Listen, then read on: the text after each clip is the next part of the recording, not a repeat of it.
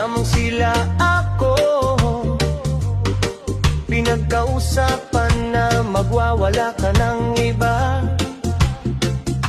Ang hindi akat amuha, pagwawalang iba.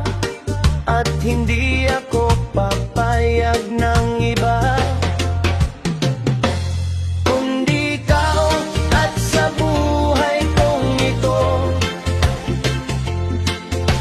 pagkat ako ay hindi ko magwala ka ng iba. Kung hindi ka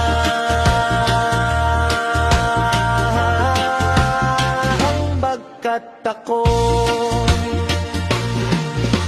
hindi ako malilimutan ka sila. Ako ay hindi ako masusunod sa utos ko. Pagkat ako hindi magwawala at hindi kita malilimutan ka. Pagkat mo magwawala ka na at iba sumusunod. Sa iyan, yan ang utos mo, sa Diyos. Kaya pagkat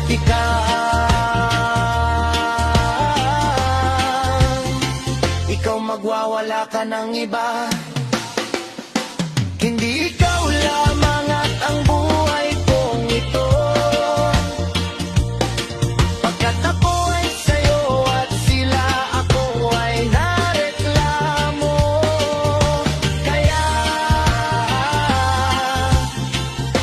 hindi kita malilimutan ka. Kaya